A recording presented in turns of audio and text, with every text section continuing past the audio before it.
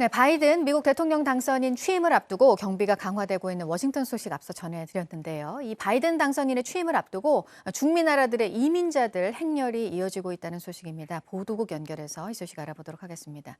이민자들은 바이든 당선인이 취임을 하면 미국 문이 다시 열릴 거라고 기대를 하고 있는 거겠죠? 네, 그렇습니다. 현지 시간 14일 AP통신은 전날 밤 미국 온두라스에서 이민자 200명가량이 미국으로 가기 위해서 움직이기 시작했다고 보도했습니다. 이들은 이민자의 거부감을 갖고 있는 트럼프 정부가 물러나고 바이든 정부가 들어서는 데 희망을 걸고 있습니다.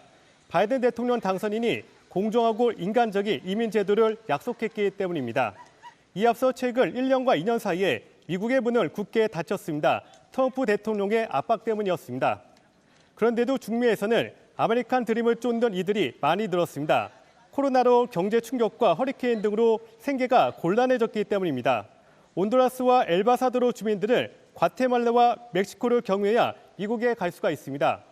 하지만 멕시코와 과테말라 정부가 코로나 확산 우려 때문에 불법 이민자 이동 차단을 명령해서 어려움이 예상됩니다. 어제는 200명 수준이었지만 오늘은 대규모 이민 행렬이 예정돼 있습니다. 양측의 충돌도 우려가 되고 있습니다.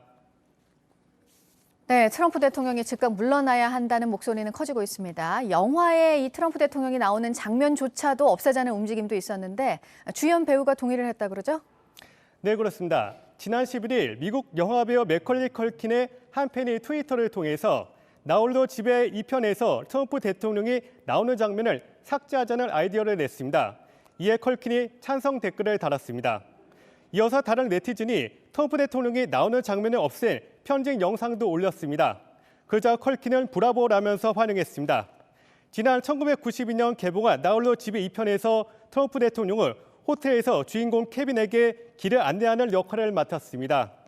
영화를 연출한 크리스 콜럼버스 감독은 트럼프는 자신이 영화에 나와야만 자신이 소유한 플레저 호텔을 촬영 장소로 허락할 수 있다는 조건을 걸었다고 기억했습니다. 이 때문에 호텔 측에 촬영 비용도 지불했는데도 트럼프를 출연시킬 수밖에 없었다고 회고했습니다. 지금까지 아침 엔지금 JTBC 박지윤입니다.